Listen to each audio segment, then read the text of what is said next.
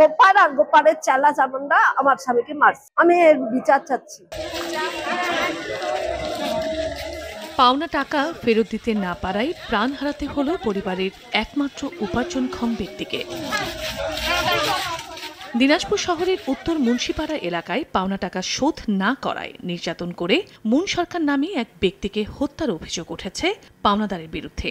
নিহতের স্ত্রীর দাবি, দোকান ভাড়া দেবার জন্য মুন সরকার 40,000 টাকা নিয়েছিল গাফার নামে এক ব্যক্তির কাছ থেকে। তাকে 25,500 টাকা ফেরত দিলেও বাকি টাকা ফেরত না দেয়ায় শনিবার সকাল 11:30টার দিকে গাফার ও তার সঙ্গীরা দোকানে ঢুকে তাকে মারধর করে। এক পর্যায়ে তাকে বাইরে বের করে দিয়ে দোকানের তালা মেরে দেয়। উদ্ধার করে হাসপাতালে নিলে কর্তব্যরত চিকিৎসক তাকে মৃত ঘোষণা করেন। দোকান থেকে ধাক্কা দিয়ে ফেলাই দিছে, বাইরে বাইরে করে দিছে।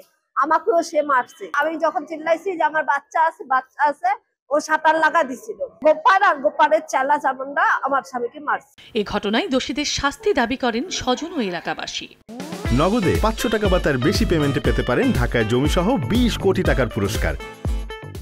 যে টাকা পাবে সে আরেকজন ছেলে, তিনজন মিলে ওকে ভিতরে কাস্টমার বসেছিল, ভিতরে ওকে মারপিট করছে। ওরা এসে গাবা গাব বুকে ঘুষি দিয়ে ওকে তো ফেলাই দিল। বউটাকে মারে শেষরায় দোকান থেকে বাইর করে দিল। বলতো যে ভাই আমি এই টাকা পাবো, আপনারা আদায় করে দেন। যদি না দিত তাও এটা করলে ঘটনা তা একটা মানে না বাজে। গফফার তারপরে আরো কয়েক সঙ্গীদের আমরা উপযুক্ত শাস্তি চাই। তবে শারীরিক নির্যাতনে নাকি অন্য কারণে মুন সরকারের মৃত্যু হয়েছে তা নিশ্চিত করে বলতে পারেননি চিকিৎসক। আমরা ওরকম কোনো মারামারির আলামত বাইরে থেকে পাই নাই, কিন্তু হিস্ট্রি অনুযায়ী এটা ফিজিক্যাল অ্যাসল্ট, কিন্তু আমরা এখানে মৃত অবস্থায় পেয়েছি। পুলিশ বলছে অভিযোগ পেলে দোষীদের বিরুদ্ধে আইনি ব্যবস্থা নেওয়া হবে। এই ঘটনায় আমাদের কাছে এখনো কোনো অভিযোগ দায়ের করা হয়নি। ওনাদের বলা হয়েছে তাদের অভিযোগের ভিত্তিতে আইনানুগ ব্যবস্থা নেওয়া হবে।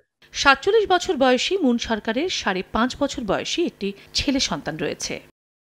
সময় সংবাদ, দিনাজপুর।